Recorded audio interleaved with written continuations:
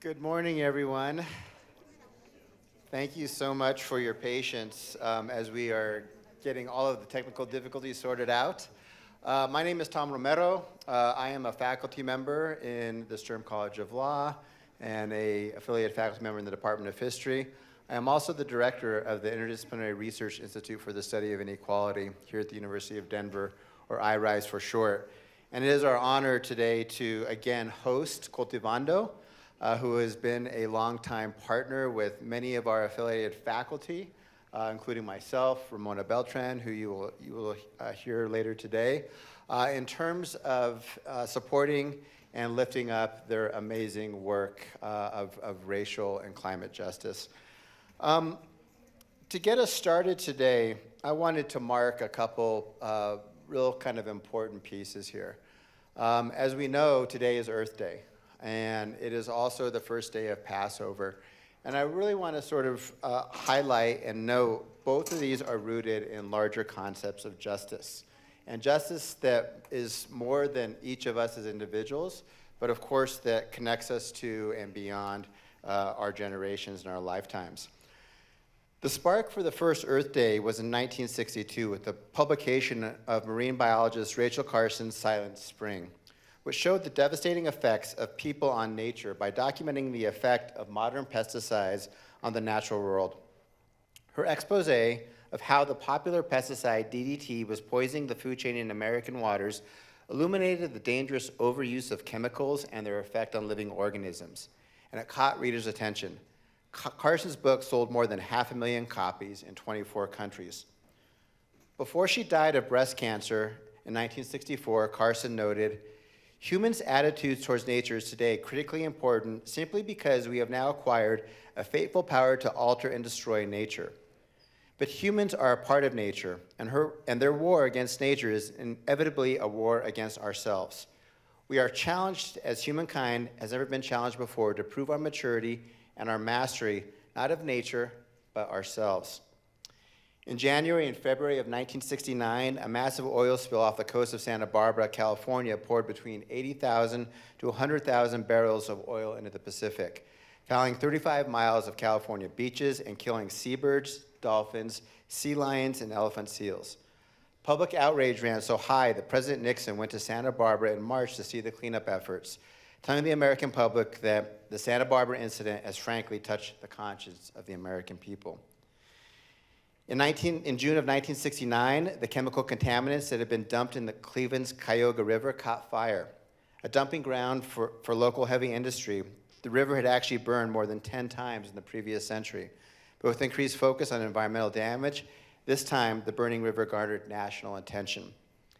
And in February of 1970, President Nixon sent to Congress a special message on environmental quality. According to President Nixon, "We have too casually and too long abused our natural environment.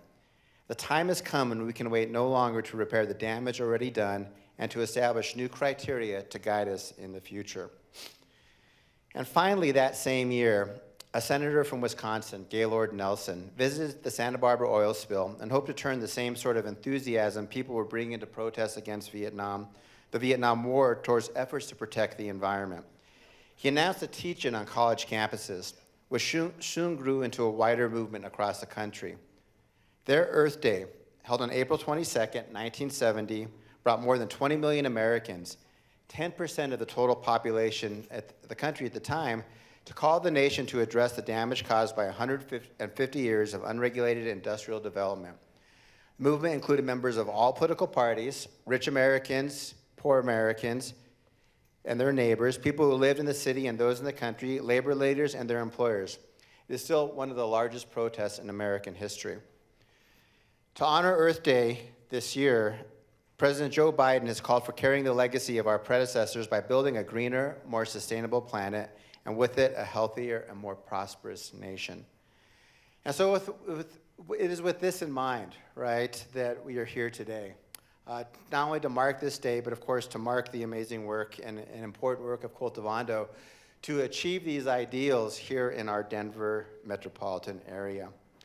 So before we get started and really kind of get into the reason why you're all here today, I wanted to do a couple quick acknowledgments. First, wanted to thank the Center for Sustainability, who is a partner with us in offering this space. They are doing a whole bunch of events connected to Earth Day and Earth Week this week here on our campus. I also want to acknowledge many of the people that give us the tremendous privilege to be in this place. The people that serve our food, the people that clean our buildings, the people that mow our lawns, right, and maintain these beautiful landscapes. They just do such amazing work, and to give us the privilege to be here and to be able to talk about these issues and share these important findings. I also want to acknowledge Lexus Vaughn, who is providing all of the sort of backdoor support, from the technical support to organizing this room, to organizing IT, to organizing the food. Lexus makes us all look good here at the University of Denver, so thank you, Lexus. And finally, we have a land acknowledgement that I will be doing with Guadalupe Solis from Cultivando. We would like to begin by acknowledging that we are an indigenous land. We are in the homeland of the Ute, Cheyenne, and Arapaho. We also recognize the 48 contemporary tribal nations that are historically tied to the lands that make up the state of Colorado. This land where we work, live, and learn has been a site of human activity for 13,000 years. We honor elders past, present, and future, and those who have stewarded this land throughout 500 generations. We also want to recognize the repeated violations of sovereignty and territory that have impacted the original inhabitants of this land for the past 400 years. We know that this space and this nation were founded upon beliefs, attitudes, and ideas that continue to enact exclusions and erasures of indigenous peoples. Indeed, we at DU played a distinct role in the Sand Creek Massacre, and ourselves struggled to reconcile that past with a substantive commitment to equity, inclusion, diversity, and most importantly, justice. I will affirm that this type of acknowledgement, although gaining popularity, is insufficient. It doesn't undo the generational harm that has been done and continues to be perpetrated now against indigenous people, their land, and their sovereignty. May this acknowledge demonstrate a commitment from all of us to connected to IRISE, the University of Denver, Cultivando, our Earth, right, to work together to dismantle ongoing legacies of settler colonialism, oppression, and inequities, and to recognize the hundreds of indigenous nations who continue to resist, live, create, and uphold their sacred relations across their lands.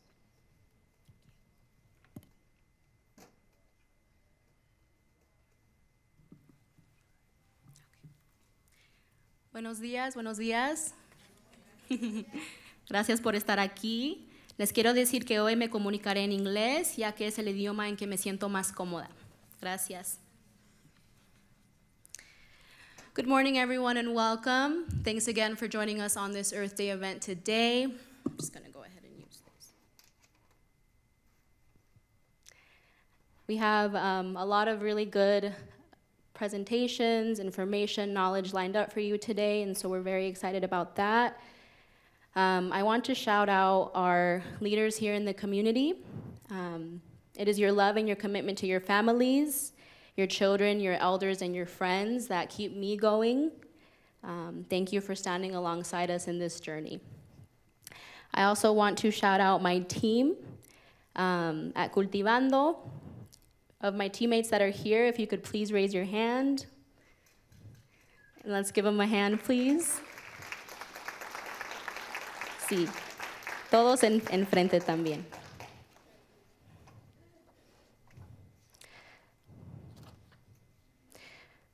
I would like to offer an overview of today's events. Up next, we will hear from our presenters on specific research findings, and the audience will have opportunities to ask questions following these presentations.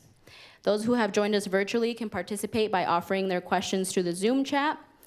After this session, the webinar portion will end for those joining us virtually, but it will continue with a break of refreshments.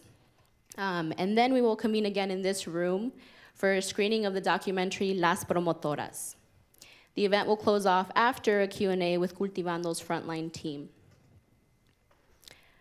What started off as a pilot project at Cultivando in environmental justice has now become a permanent program within our work here. And we do not plan to stop focusing on environmental justice until our communities see the accountability from polluters that we have been waiting for. Now, without further delay, please help me in welcoming Cultivando's Manager of Environmental Justice Programs, Laura Martinez, who will open with our first presentation. Thank you.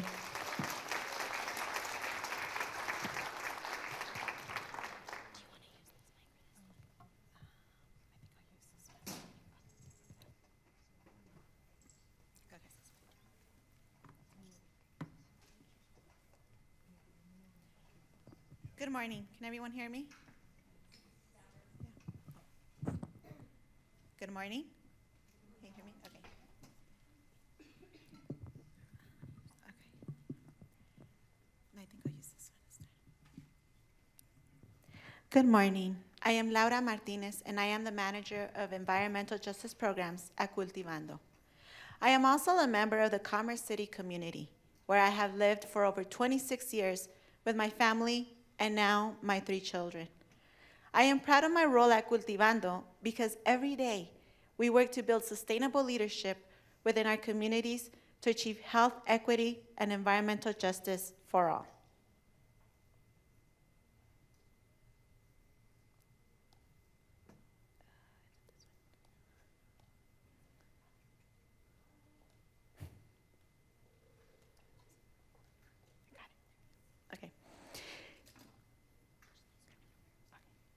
Cultivando is an organization that cultivates the leadership of the Latinx community in order to promote health equity through advocacy, collaboration, and social change. Our work is based on our organizational values of community-led work, social justice, and collaborative leadership. We firmly believe that all people have the power to maintain fair and equitable systems to ensure opportunities for their communities to thrive. With that in mind, our organization is composed of women who live in the communities we serve. Suncore is the only refinery in Colorado and has repeatedly released several pollutants exceeding its generous permitted limits. It was fined $9 million in 2020 for repeated violations for over 3 years of air pollution. In 2023, it received another fine of $10.5 million for over 3 years of pollution violations. It may seem like a large amount. However, the community received very little of that amount. The area that is affected by Suncore expands up to a 10-mile radius, which covers most of the Denver metro area. And as we all know, air pollution does not have boundaries.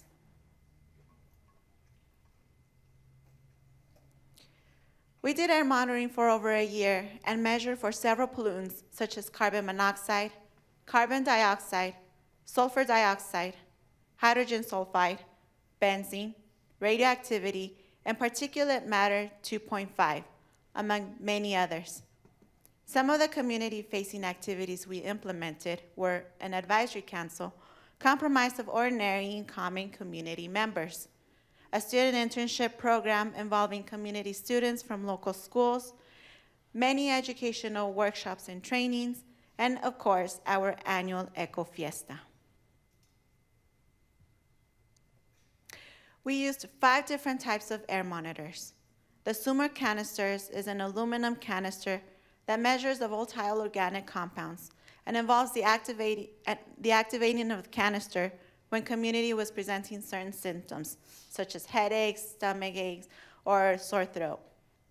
The permanent monitor included the most comprehensive equipment to date and measured the most pollutants and was situated a mile north of Suncore. The mobile monitor moved around the community through Commerce City and GES and measured smaller amounts of pollutants, but it was still pretty good in measuring. We also had the purple air monitors, which we deployed 25 again around Commerce City and GES. These involved measurements for particulate matter 2.5 and particulate matter 10. Then we had the passive sampling of radiello monitors. We also had these throughout Commerce City and GES, And then we sent the tubes weekly to a lab in Texas so that they could analyze the data. What we found are elevated levels of particulate matter 2.5, benzene, and radioactivity, along with other pollutants of concern.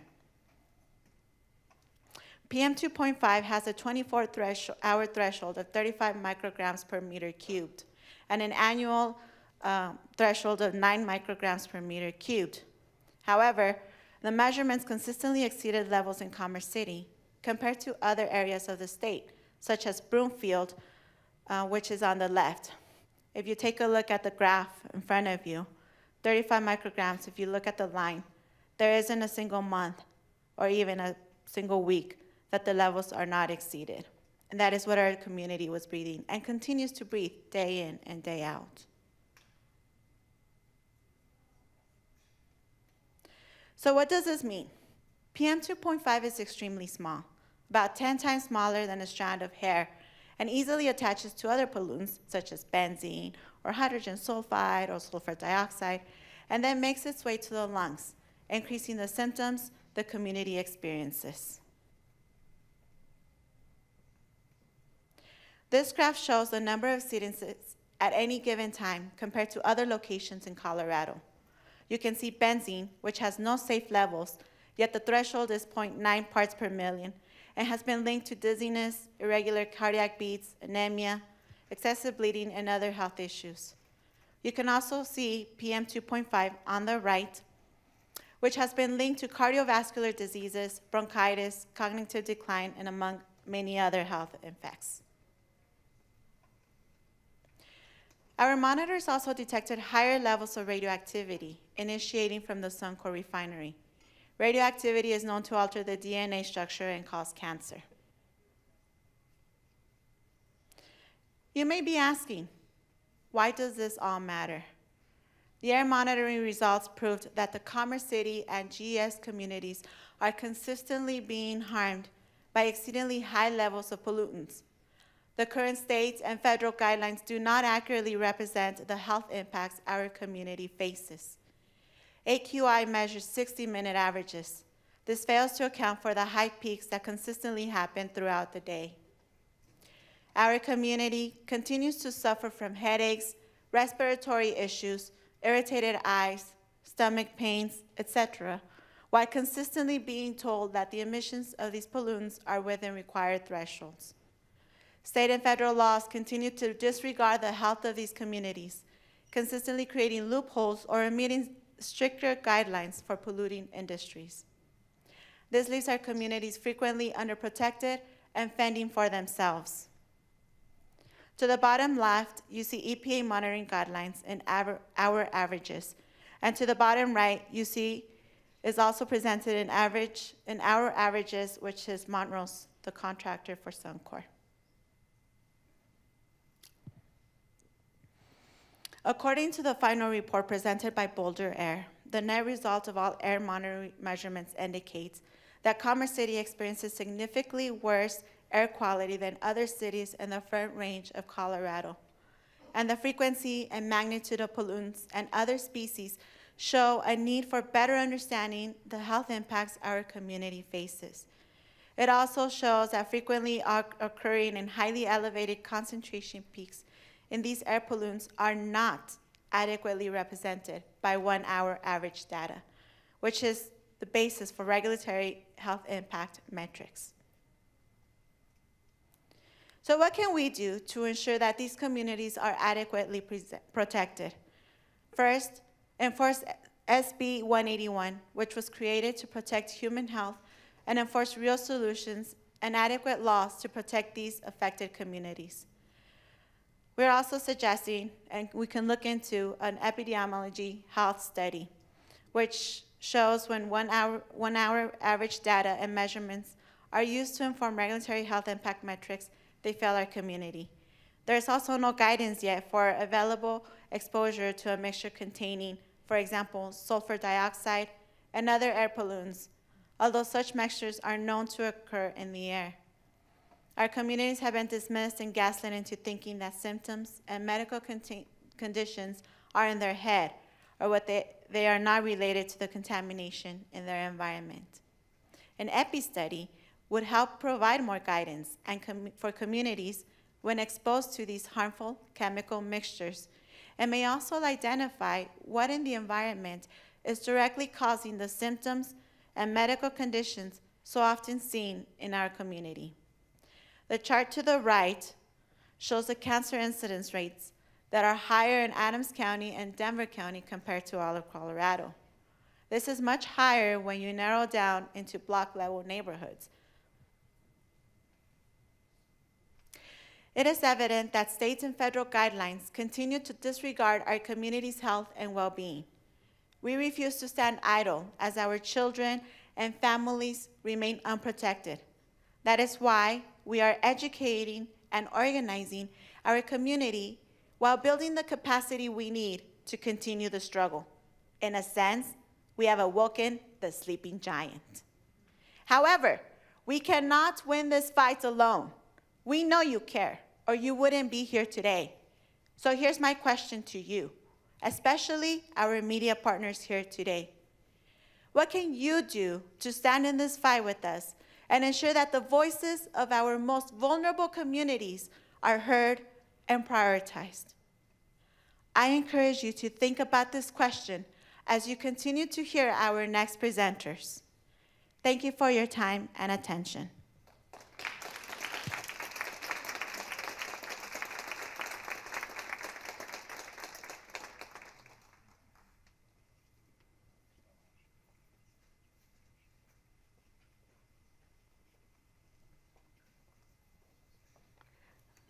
Let's give a round of applause for Laura one more time, please.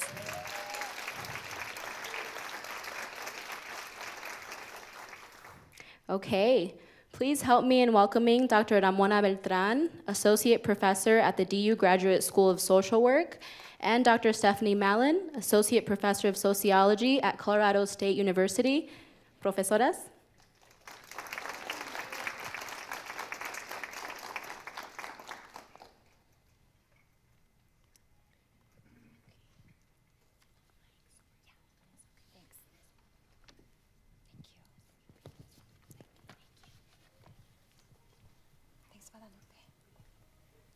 Adios encim aniavu. May the Creator bless you all. My name is Ramona Beltran. She, her, ella pronouns. I am an associate professor in the Graduate School of Social Work and also the interim associate dean of research and faculty development. I'm a co-investigator with my colleague here, Dr. Stephanie Mallon.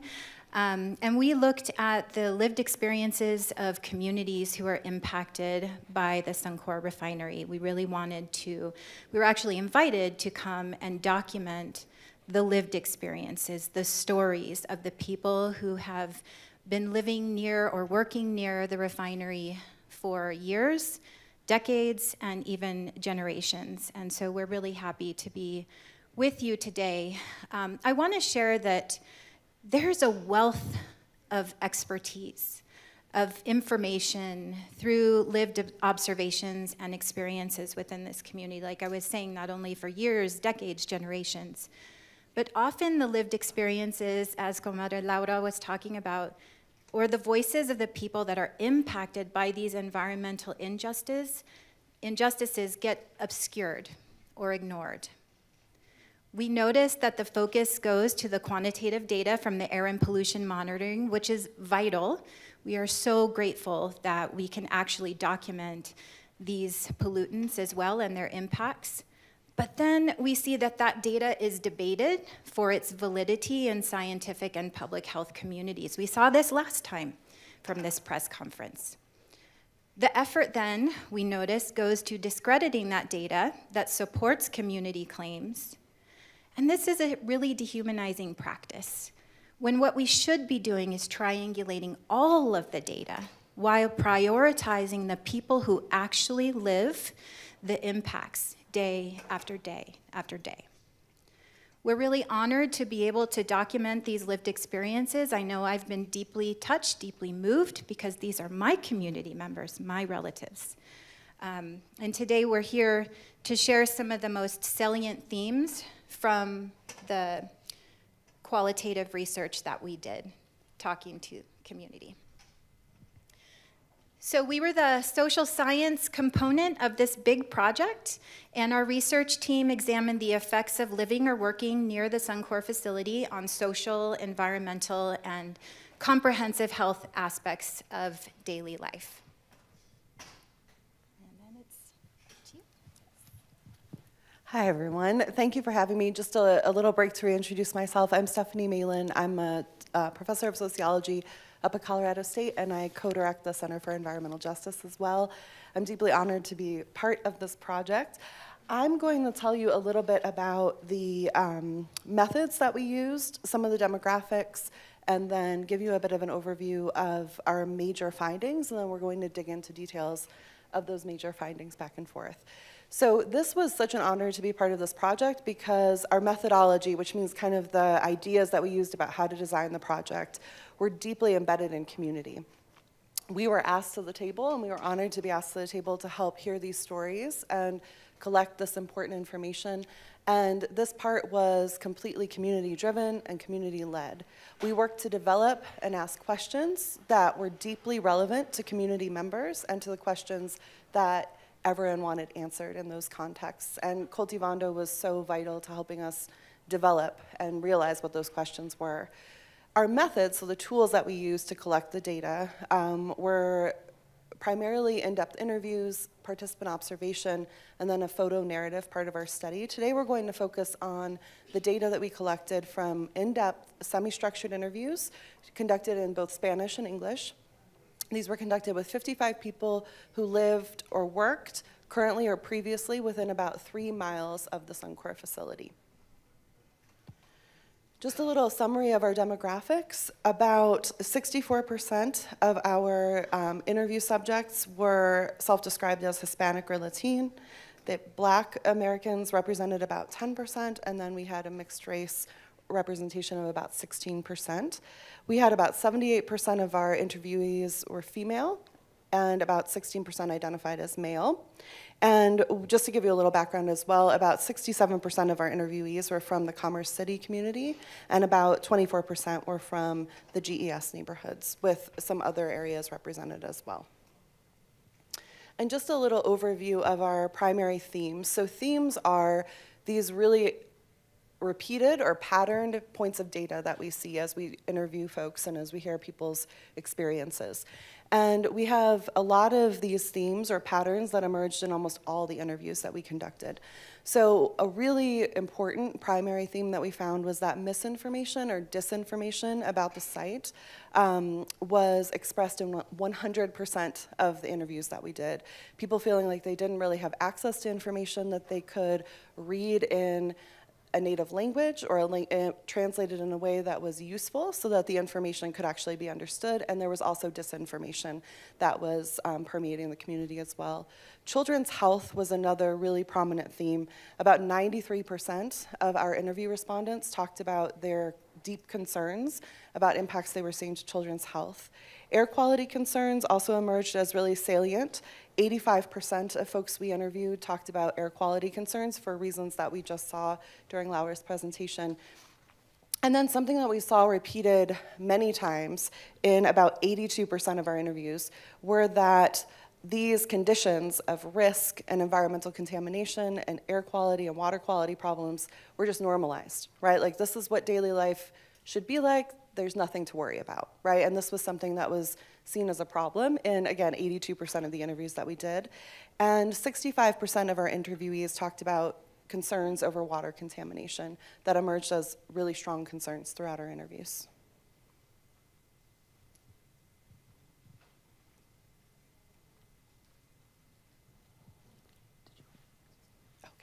And just to dig into the misinformation a little bit, we selected just some representative quotations from our interview data to show you what that looks like or what that feels like when we hear about misinformation or disinformation and the rest of the themes that we highlighted.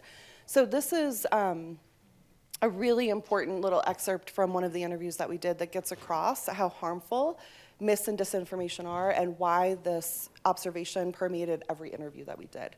It says, a teacher was the one who reported that cloud, not Suncore. They didn't call us to tell us to get our kids inside and keep them safe. We got our kids inside and kept them safe. When the sky was falling, another incident that was reported by teachers, not by Suncore, they didn't say anything about it until later when we were told, free car wash, and you should probably wash your clothes and stuff immediately. Some of it is innocuous, clay-like substance, and some of it is not. And that wasn't what they shared. And they always happen to share the sunshine happiness and then keep real quiet about the other stuff. I'm certainly not somebody who trusts them for our best interests or to be good neighbors or transparent reporting.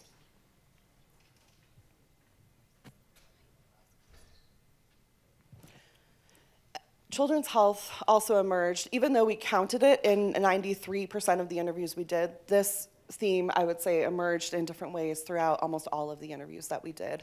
And this is, for me as a researcher, and I know Dr. Peltran really emerged as being probably the most troublesome data that we found, just in terms of kids being the ones who are affected.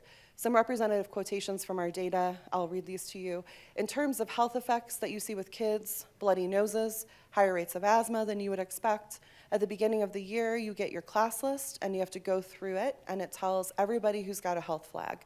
And 16 out of my 20 kids have a health flag for asthma, that they have to have their inhaler with them constantly.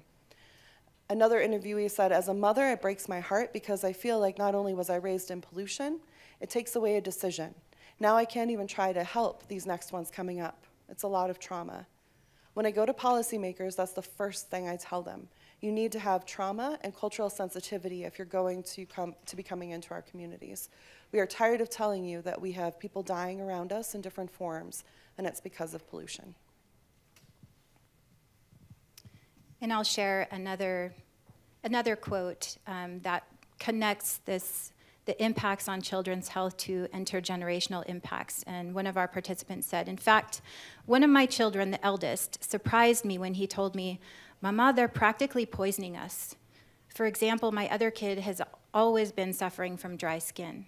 And there was about 4 years ago that it also seemed very strange to me that 3 of my co-mothers were pregnant and suddenly lost their babies. You know, there's a lot of children here or people with asthma as well. So like I was saying in the beginning, communities often have lived here for generations. And so the understanding of the impacts across generations is also something profound that they have noticed and observed.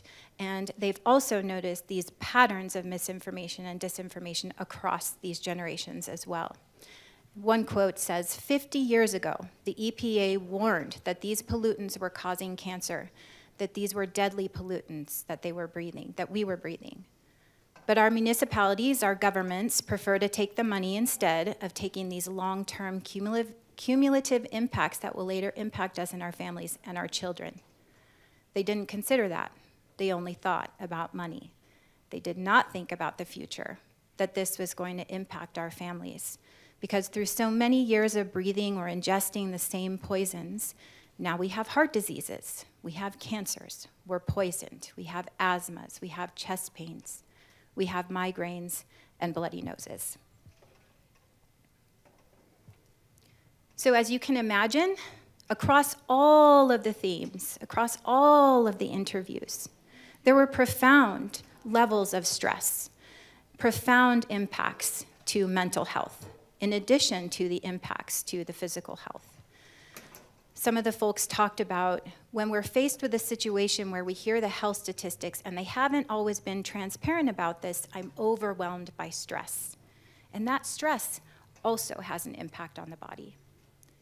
These industries also impact sleep. Sometimes you can't sleep. Sleeping is so important for your mental health. Imagine a human being that's not able to sleep in 7 days. You sleep 3 hours here and there because explosion or because something fell. You hear booms and bangs and bings and bangs everywhere. The train, the trailers blowing their horns. You hear the whistle blowing up there up at Suncore. They do like a big old loud beep or whatever. Sometimes you hear the alarms going off. It's like that. You fall off your chair from your bed. And folks talked about this often happening at night, a lot of the big work happening at night. So then our big takeaways across all of the interviews that we really want to make sure folks hear today is that the community experiences multiple forms of environmental justice and racism across generations. This systematic oppression has gone on for decades, generations, despite community efforts, despite community saying this is happening. And the community wants to be seen and heard, and they want to work together on solutions and remediations. And guess what? They actually have some ideas for solutions and remediations, some very good ones, some evidence-based ones. And I encourage you to talk with them. Just want to give a really quick shout out to Dr. Amy He's class, who worked with the community together with us to come up with this infographic that captures both the pollutant data and the health impact data and some of the experiences that people talked about, worrying about their children. Are they going to live here all their lives? What is that impact going to be over time? I see my impacts and I'm sick. How are they going to be when they are older? We wanted to take a moment as well to thank our research team. Our contact information is up here if you would like to reach out to us about anything that we've discussed or have questions. We also wanted to thank Tina Hulama, who is here. She has been a vital part of our team. Amelia Rivera, Milagro, Nuña Solis, Carolina Buccelli, and Aron Palma Chavez, who all helped collect this data and help us rigorously tell this story. We also have a special thank you, of course, for Cultivando, who invited us to the table to help hear this very important data that we've collected. Thank you all. Thank you.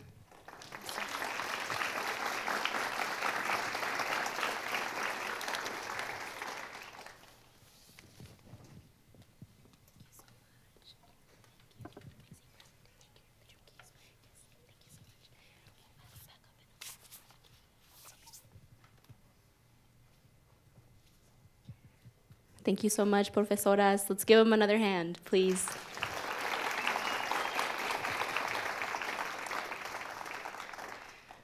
Okay, up next is Dr. David Brown.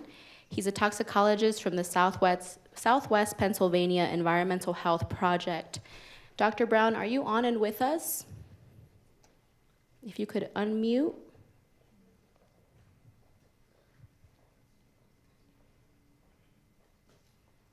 I'm unmuted. Okay, I think we can hear you. Give me just a moment.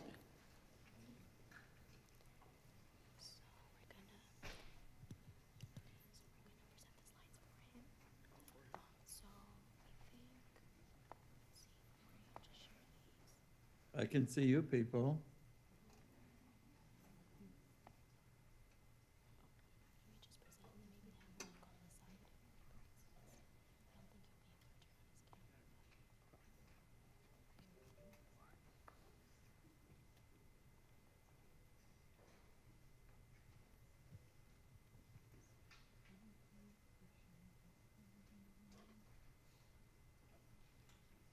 Good. Can you hear me? Yes, Dr. Brown, we can hear you. So I'll go ahead and control the slides on my end, so that way you can just worry about what you're presenting. So just feel free to say next or next slide whenever you're ready. But we can hear you and your slides are up. Take it away. Thank you.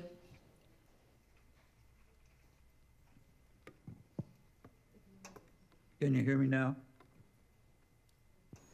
Yes, we can hear you. Can you hear us? I can hear you and I can see you, but I can't see me, which is fine.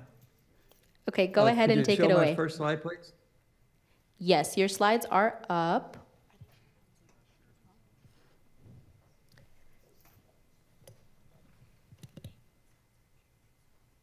You can hear me. I'm going to talk about some work that we did looking at the Cultivando data that was collected.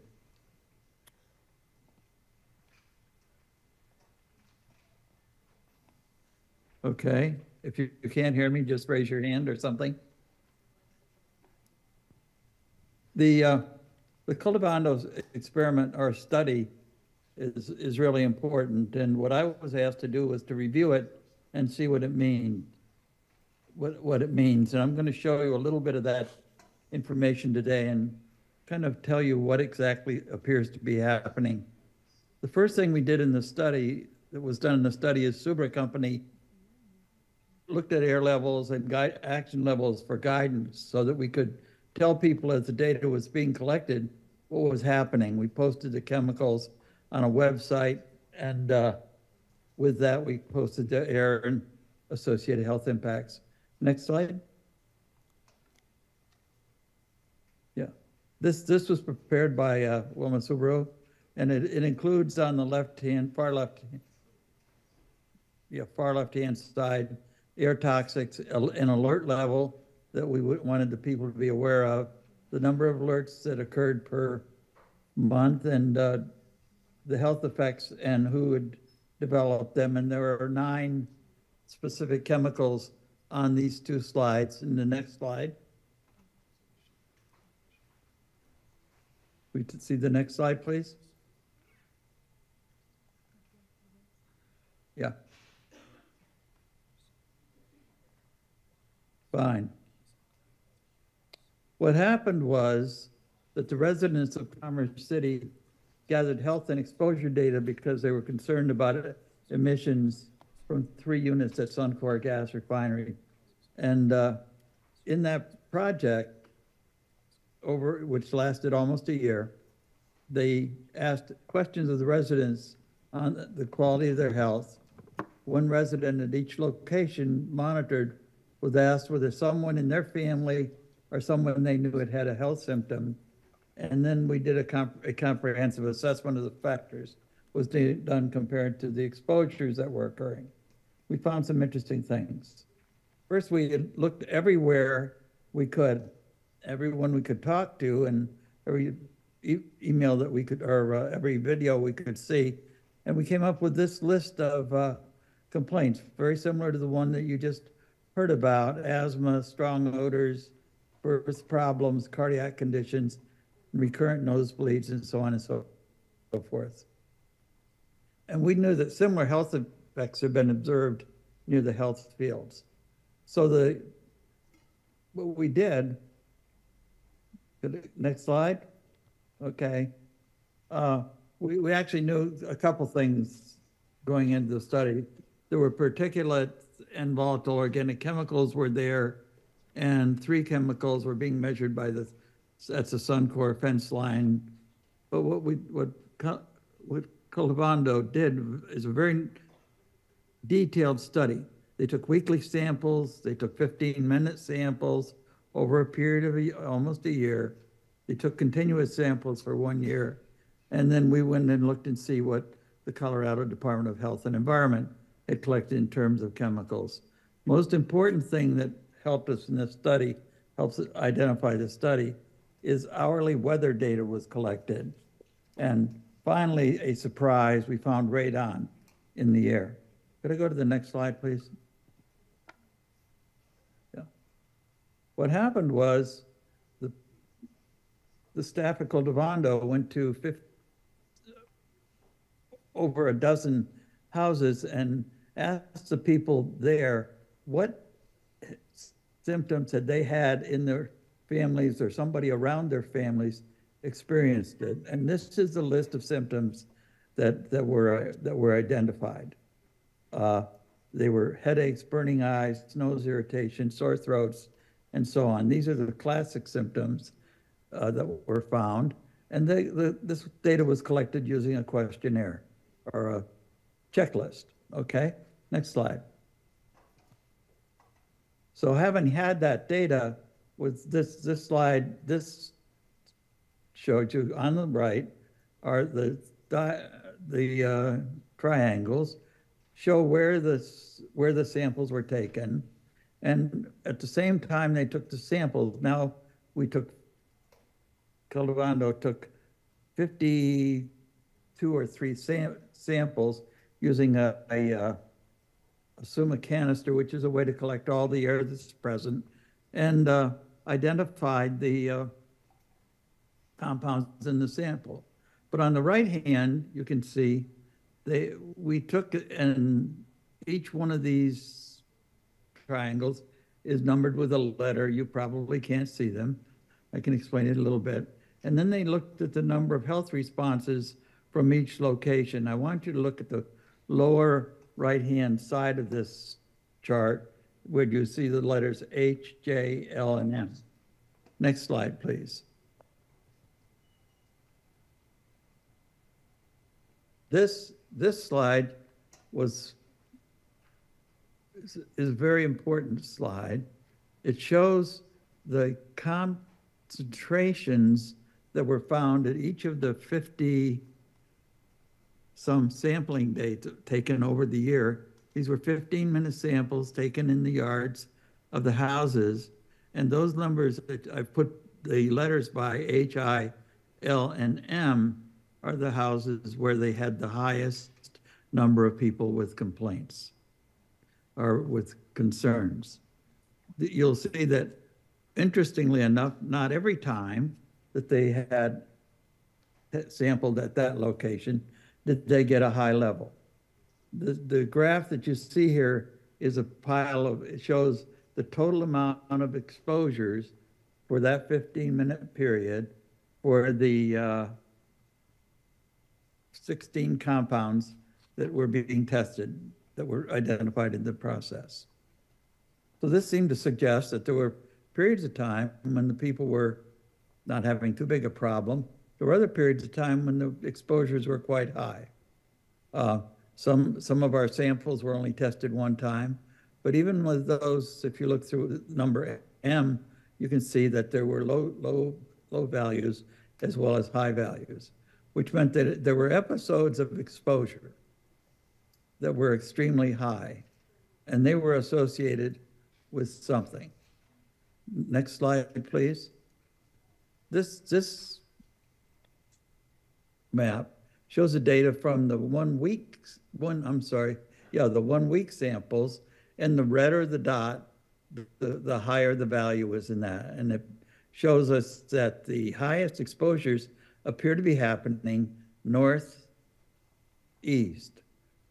when the wind is coming from the southwest. These two pieces of work suggested that we should look at how the material was being distributed. Next slide, please. Okay.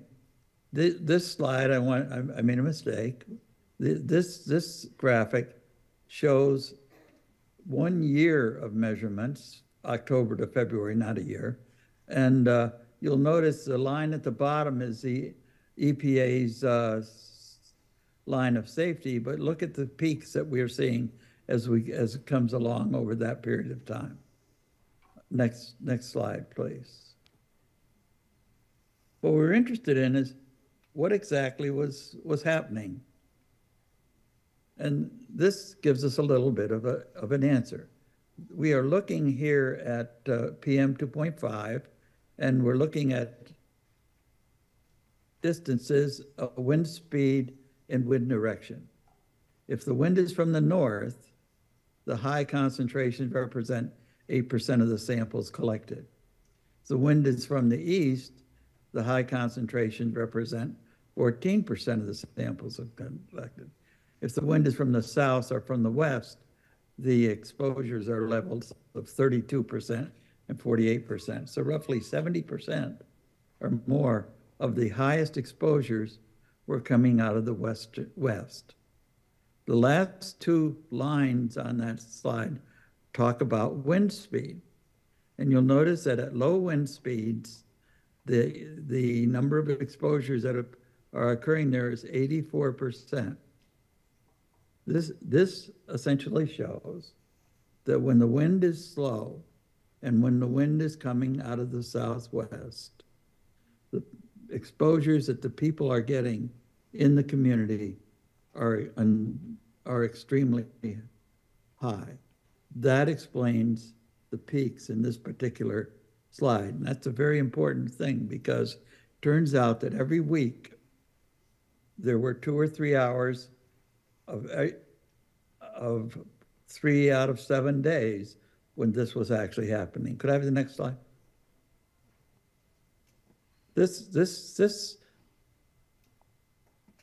is a graph that shows us the normalized data. Again, it's this, you can see the compounds at the bottom, and you can see the compounds are piled at the top. But what we notice from this graph is that when one compound is up, all of them are high. The bars on the right-hand side indicate to us that it isn't just one compound that's increasing.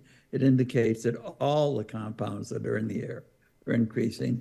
And that's what we'd expect if the wind was causing that pollution. Most of the time, the pollution goes into the air or it's swept away from the area. But there's a substantive amount of the time, every week, when the pollution does not do that, it settles in on Commerce City. Could I see the next slide, please? Okay, this is just a slide to show you, this is data from the Colorado Department of Health and Environment. And this was, I just showed you this data to show you that it's not just VOCs, but here is a group of aldehydes or carbonyls that are also present in the environment. And you'll notice if you quickly look between the average and the maximums, that we have extremely high exposures occurring in almost all of the compounds shown. Have the next slide, please. The last piece of data I want to show you is radon in air and meteorology. Cultivando's data found that radon was detected in hourly samples in the air between November 22nd and February 23rd. The radon that was in the air is unique because part of it, about half of it, was associated with a particulate fraction that was traveling in the air. It was always higher when the wind was from the southwest. The average outdoor radon in the United States is 0.2 picocuries. The radon levels at the higher radon levels here were 1 to 2 picocuries, 10 times higher. There's further evaluation is needed to figure out what this means. Almost all exposures are involving particulate matter in the air. When particulate matter in the air is present, what it does is it absorbs the gases that are usually trapped in the nose and upper respiratory tract and moves them down to the deep lung, increasing their toxicity. This cartoon is simply to show how that's happening, and you can see if you go from the right to the left, that's what's occurring.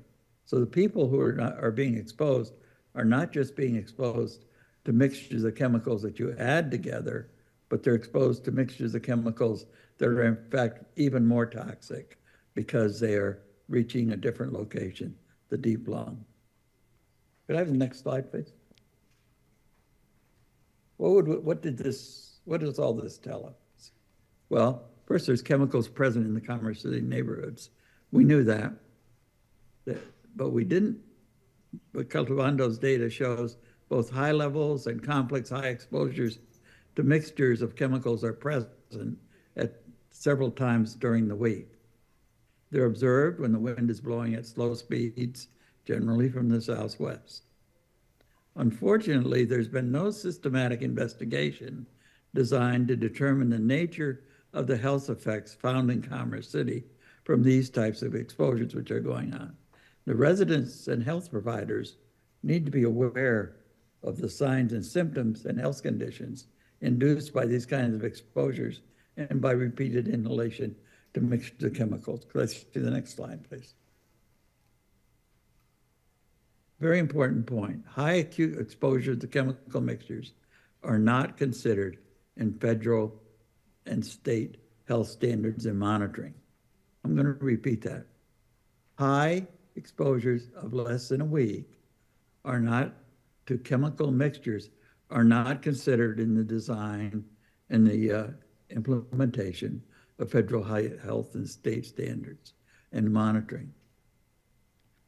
Hourly exposure concentrations 5 to 10 times higher than the 24-hour or weekly average are present several times a week in Commerce City. High hourly concentrations occur primarily, again, I'm broken record from the south or the west, and when the wind is relatively light, which is going on usually at dawn or dusk. 3 weather factors are determined the duration and time of these exposures. A warning system is needed. That's why we suggested using purple air to warn people when those events are occurring. But most important, the high hourly exposures are not going to be detected, likely to be detected, because of the form of the federal and state air regulations. Air regulations will be telling, the air studies will be explaining, show me the next slide, we'll be explaining, first of all, they operate according to a strict set of rules. One might say they're rule bound. They only look at reproducible and stable numbers. That means a number that's up for a couple of hours is not evaluated. The stability is required because they're trying to regulate legally. The form of the standard is extremely important. The form of the standard that's being used will not detect the kind of health effects and exposures that are occurring in Commerce City, although they're very important. The right-hand side of the slide essentially talks about ambient standards and maximum concentration limits, and repeats the point that the current federal reports lack the sensitivity and the precision needed to protect people near gas extraction sites and the refineries. People are episodically exposed to multiple chemicals at high concentrations, and that's what happens, but the standards are not designed to protect them. Next slide, please. This slide we're not going to talk much about. We're going to talk anything about. It is a chart made by Southwest Pennsylvania, which says, how do you deal with the community that's exposed to this? And the first column says, cut off the communication, has some ideas on how to do that. Cut off contamination from water, has some ideas how to do that. But last but not least, it tells you how to monitor changes in your health and environment and what things you can do to protect them. And that slide is available to you. I think that's all I have. I hope this helped you understand what is actually going on in the community is that during the week, for year round, there are high exposures to a mixture of different toxins, and those high exposures are far above any federal standard that's being used to evaluate safety of the community. And that probably explains why the community is having these effects. The only way to understand what's happening would be to do a health study in that community, but that has not been done. I'd also like to say that this work could have never been done without Cultivando's work. And the data was collected by Boulder Air, and but I'd be happy to answer any questions. Thank you.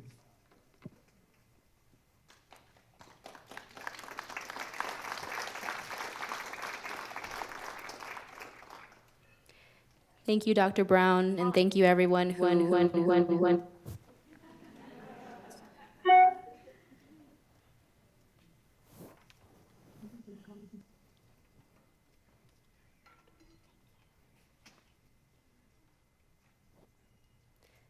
Thank you, Dr. Brown, and thank you to all of our presenters, Laura, Stephanie, Ramona, Dr. Brown. Let's please give them another round of applause.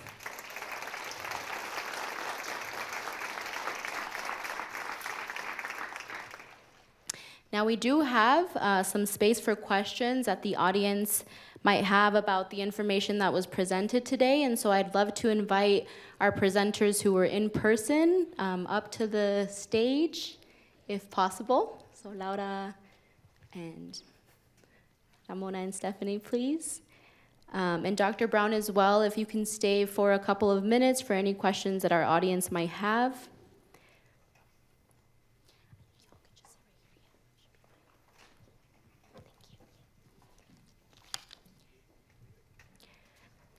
Okay, so for any questions that we have here in the room, we will have a mic runner. Thank you so much. And we also will have, for our presenters here, our participants in person and virtual, we'll be monitoring the chat. Okay.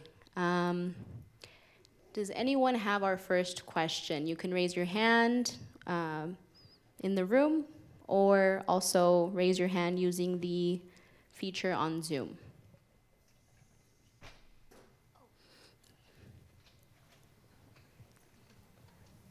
This question is for our first presenter. When you discussed the fines, and you said very little of it goes back to the community, where does the fines actually go, and what is it used for? Thank you for that question. So an example of what that means is the most recent fine, the 10.5 million fine. The community only received, I believe it was 2.5 million, and that goes back in terms of as an SEP grant. So the community has to apply to receive those funds. The rest of that money goes back to Suncore so that they can do improvements to the refinery. Yeah, so most of it goes back to them.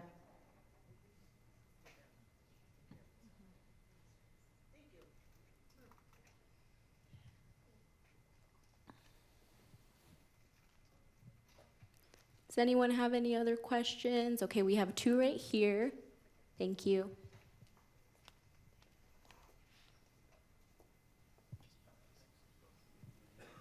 This question's for Dr. Brown primarily, but in his presentation, the high readings were recorded northeast of the Suncore refinery. To some degree, that makes it sound like there wasn't any pollution in the Denver area. But isn't it my understanding that you didn't have the same equipment to the southwest? And isn't it very possible, Dr. Brown, that if you had the same equipment located in the Denver direction, you would be getting the same amount of pollution or something similar to that record pollution into the Denver area? Thank you.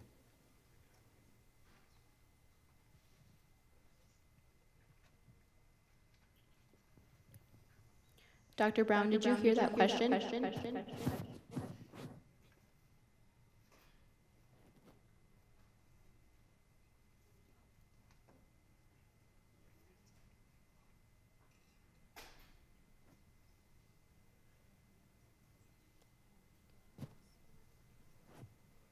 Sorry, we're having a little bit of technical difficulties. While we can hear from from our... The monitor that was we were collecting the data we were analyzing was to the northeast. But the monitor, I would expect that a monitor to the southwest or any other direction would have shown similar kinds of exposures. I think that's the answer to your question. And they would always occur apparently when the wind was slow, and that's because a slow wind takes longer to go over the refinery and it gets more pollutants in it.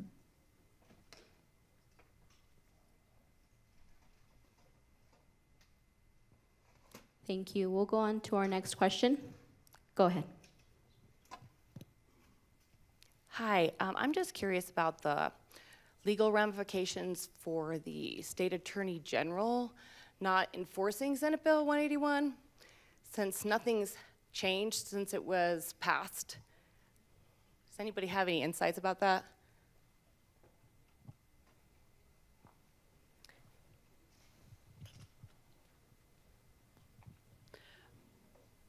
From my understanding, one of the complications with 181, right, is that it looks to facilities or drilling sites, for example, that are going to be sited rather than, or permitted, right, rather than those that are already in existence.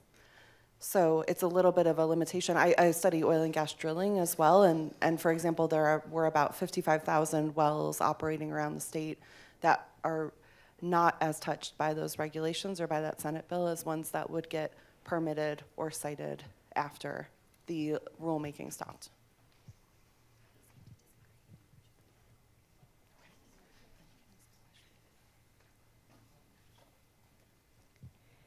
I'd like to invite Phil to add to that as well.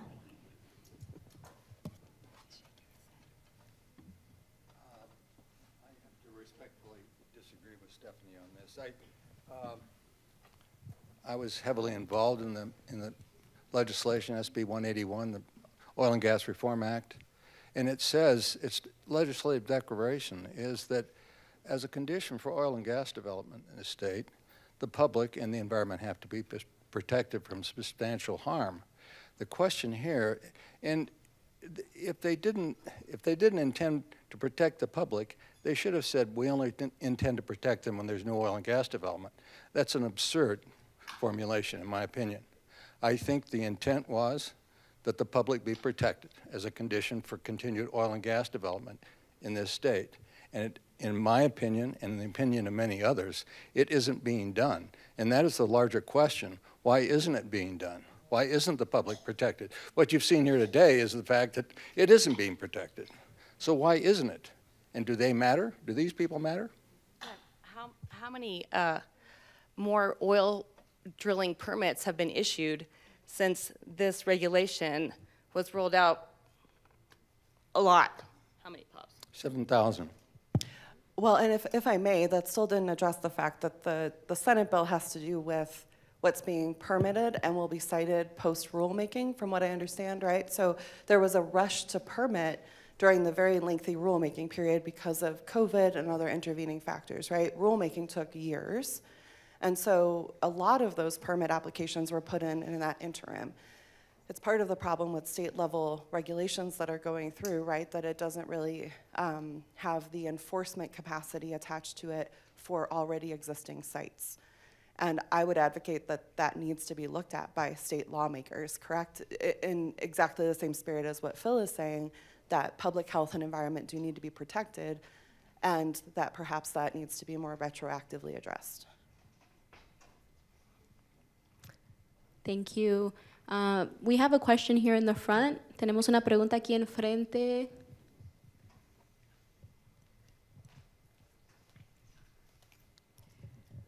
Bueno, yo creo que esta situación es muy complicada. Yo vengo del vecindario de Swansea, estamos cerca de Suncore, y es un vecindario, ¿verdad?, que también está siendo afectado por la contaminación.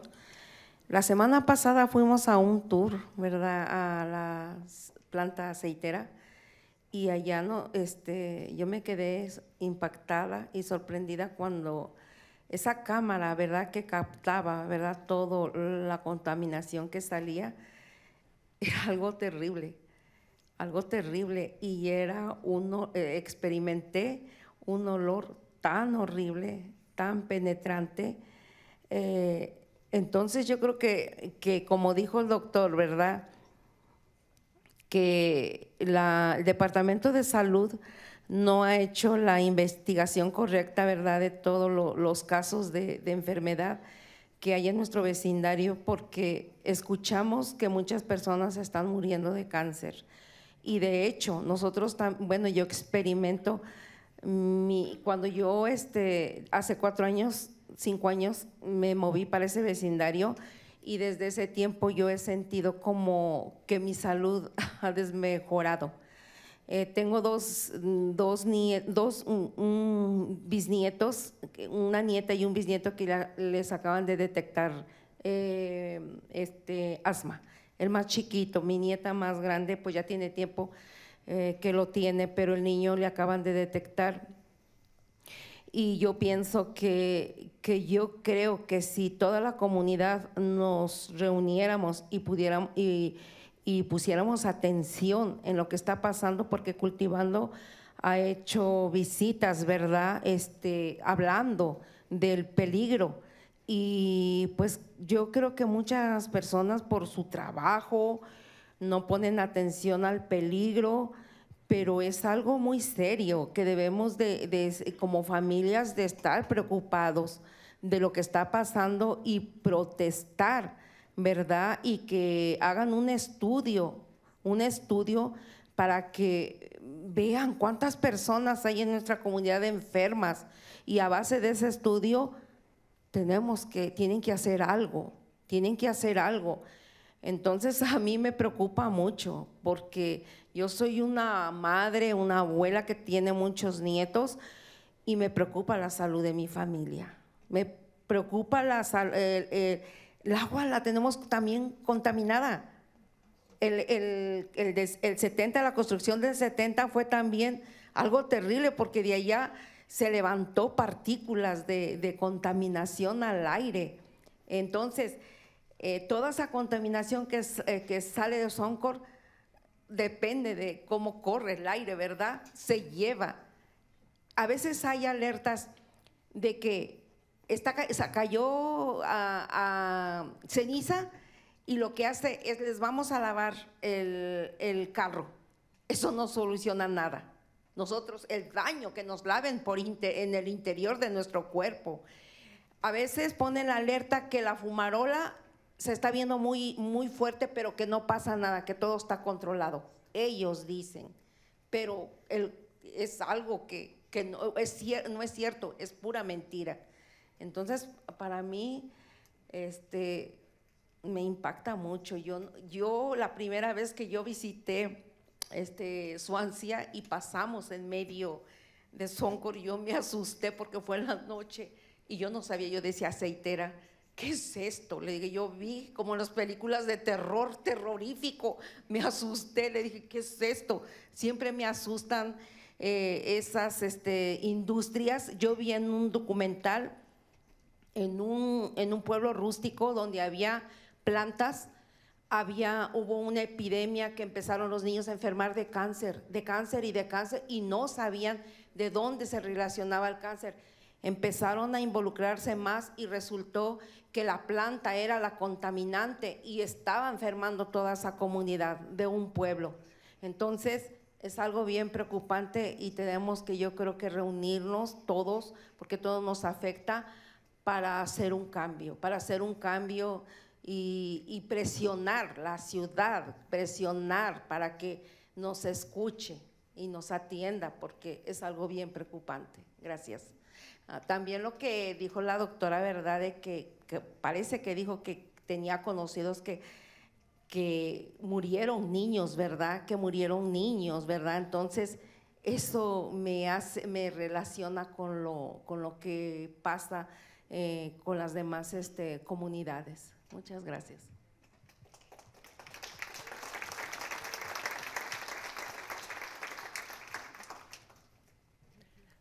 I don't have a question, I just had two comments. So back to the fine. You know, that fine for 10.5 million could have been 30 million. It was 8% of what CDPHE could have fined.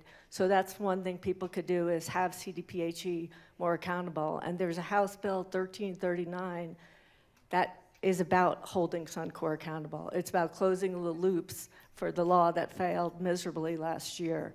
And so if people could support that House bill, it says Suncore should do the pollution reductions on site and not be allowed to trade or pay into a pay to pollute fund.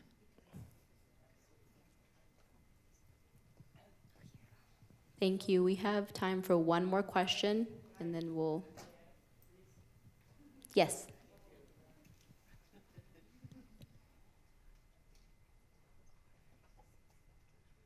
Hello, everyone. Thank you so much for being here this morning. My name's Christy Douglas, and I serve the city of Commerce City and the city council. And I would just like to say that 181 was a pacifier for the public. It was not meant to do anything more. I was there for the signing of the bill, and I remember Governor Paulus saying that this would put an end to the oil and gas wars. I thank Cultivando for having the courage, and I would like to recognize Ms. Lucy Molina, because she was the one who was on the SEP, who had the courage to face this Goliath down and to make sure that the community got the money for something that had teeth in it, so that we could show that there was actually something that is happening that's harming our community rather than planting another tree. Planting a tree does not make a dent in what is happening by this Goliath corporation and the oil and gas industry in Colorado. And we must know the truth. And so thank you, Cultivando, for taking the measures to do this project. There were many people involved, but this is a step in the right direction. The truth must be known, or this will continue, and it cannot. We can't keep finding these companies and expecting to have change made if we just give the money back to them, because they're not going to do anything but pollute more with it and get rules passed that will allow them to pay to play. It's time that people rise up and we speak the truth and we let them know that we're coming for them. And this is not going to happen in our backyards anymore, because these people sacrifice for everyone else's benefit. Thank you.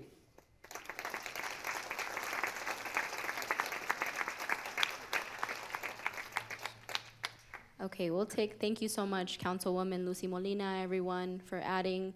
We'll go over here to this last question.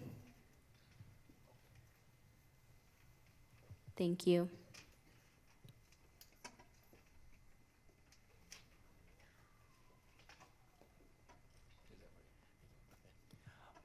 Thank you all for your presentations. My question's mostly for Cultivando, but anyone can chime in and answer if they want.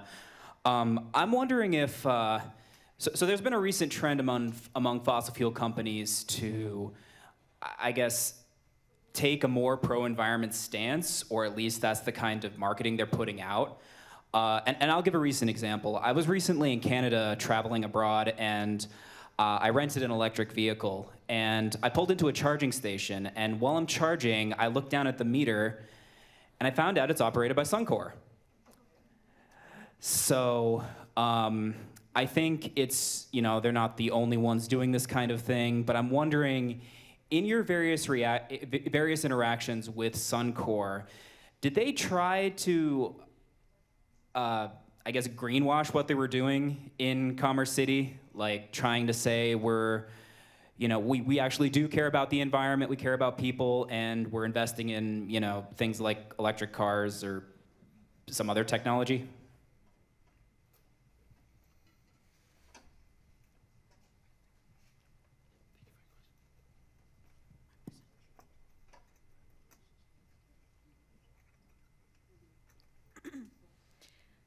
That's a very interesting question. We don't interact much with Suncore, but the actions speak louder than words. I think we've seen, especially with, I think there's a fine of the $300,000 that EPA fined them, and their response was to give electric lawnmowers. So to me, things like that are ways to kind of, I see it as them dangling a carrot in front of us and saying, here, we're doing something, but not really. Come and get it. So I don't really think they care about the environment. I think they're just trying to pacify the community.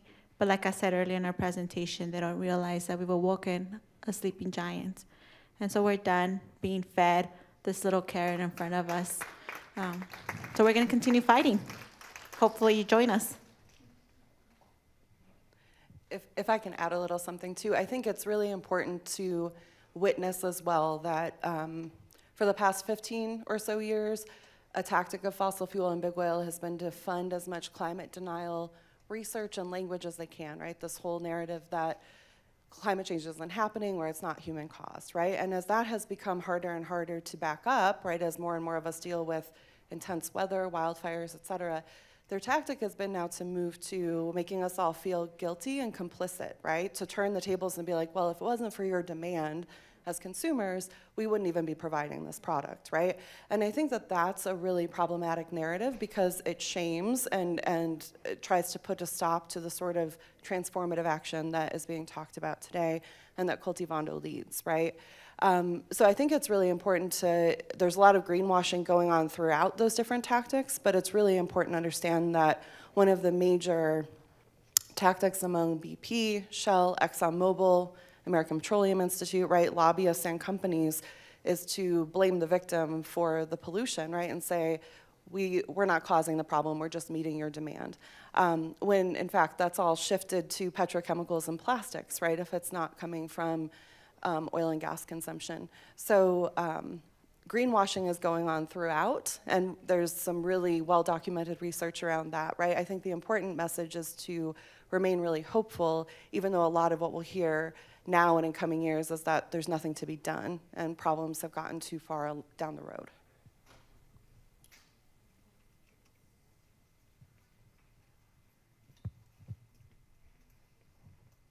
Thank you so much.